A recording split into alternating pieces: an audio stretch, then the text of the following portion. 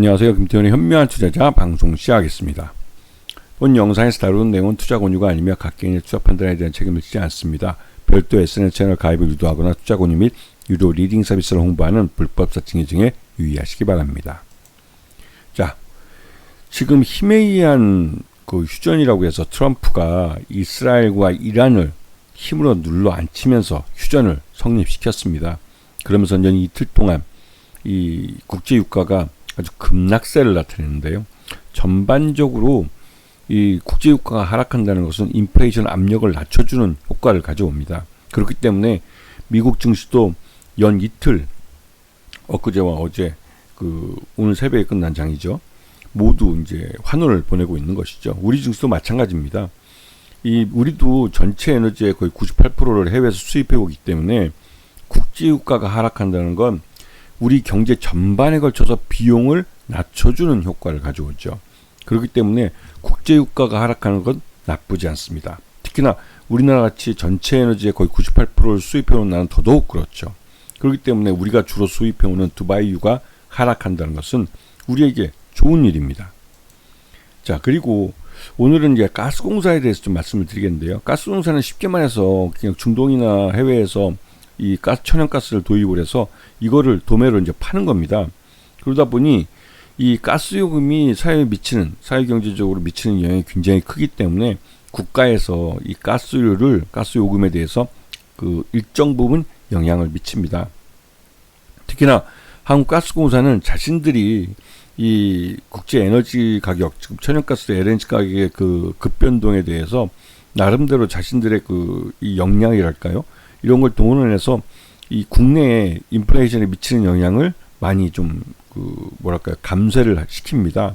그러다 보니 가스공사가 지게 되는 부채가 많은 것이죠. 그러다 그게 이제 원료비 미수금 추이 이래서 도시가스 연료비 승인된 요금들을 보시면 이런 것들이 이제 천연가스 LNG 가격이 급등했을 때 이걸 수입해오는 한국가스공사가 거기에 연동을 해서 바로 사회에 팔게 되면 경제에 우리 시장에 팔게 되면 전체적으로 인플레이션 압력이 올라가겠지만 그 가격이 오른 부분을 한국가스공사가 자신이 왕충을 해가지고 받아들여서 그 부분, 그러니까 인상된 부분의 일부분만 반영을 해서 시장에 이 가스를 내놓는다면 전반적으로 이런 물가 상승에 대한 압력이나 이런 것들이 상대적으로 낮아지게 됩니다.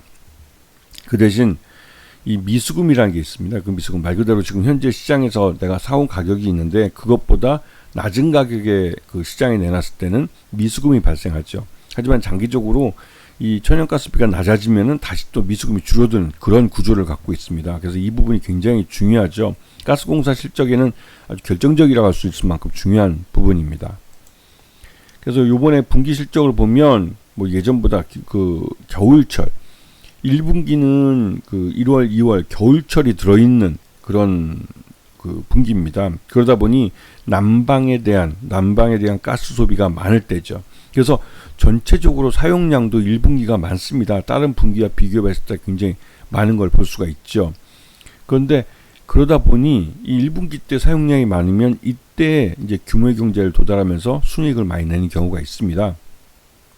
요번 같은 경우도 비용 절감을 잘해서 그런지 매출 외형은 줄었지만 이 순이익이나 이런 부분은 좀 개선된 모습을 보였죠.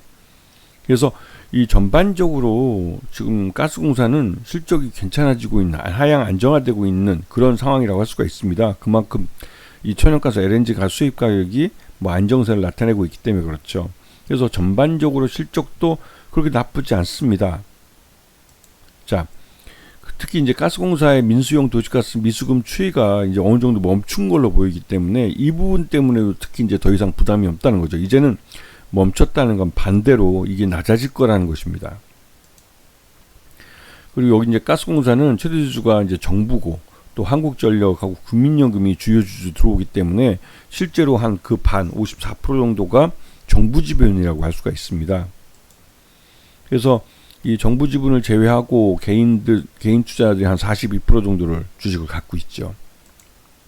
그래서 이제 요번에 이런 국제유가가 막 급등했을 때 석유는 우리가 꽤 많은 물량을 갖고 있어요. 일반적으로 유엔에서 권고하는 사항은 한 90일입니다. 3개월치. 근데 지금 실제로 우리 민간에서 갖고 있는 것과 정부에서 갖고 있는 걸 다 합치면 이게 뭐 100며칠 분이니까 이 권고, 유엔에서 권고하고 있는 양보다도 훨씬 많은 양을 우리 정부가 갖고 있죠. 하지만 상대적으로 천연가스는 좀 그 정보를 미공개하기도 하지만 일반적으로 알려진 거는 9일분밖에 없는 걸로 알려져 있습니다. 그게 이게 좀 리스크 있죠. 그래서 장기적으로 이 천연가스에 대한 이 뭐랄까요, 보관, 이게 굉장히 좀 어렵긴 한데 이런 부분을 좀 늘려가지 않을까 이런 생각이 좀 들기도 합니다.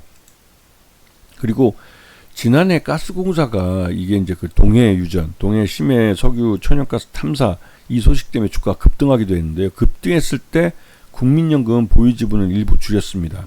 1% 좀 넘게 팔았죠. 그만큼 차익 실현을 하면서 국민연금이 운영을 잘하는 건데요.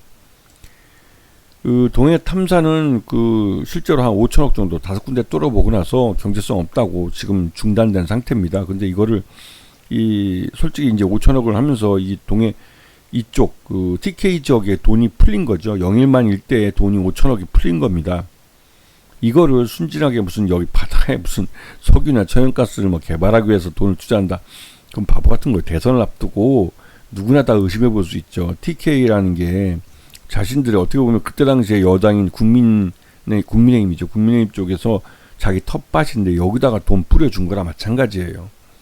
이미 호주 업체가 그 10년 넘게 그 탐사를 해서 경제성 없다고 자기들 돈 들여서 탐사한 부분을 광고권을 그냥 아예 포기하고 나가는데 여기다가 듣도 못한 이상한 무슨 그 뭐랄까요, 브로커라고 할까요? 그런 사람이 와서 외국인이 무슨 여기 석유가 뭐 많이 있다고, 말도 안 되는 짓이죠. 그런데 그런 짓에다가 우리 혈세 5천억을 투자했습니다. 근데 혹시나 나오면 어떡할래? 이게 로또를 하는 거랑 비슷한 건데요. 그런 식으로 이제 국민님이 계속 돈을 투자해야 한다고 얘기하죠. 왜?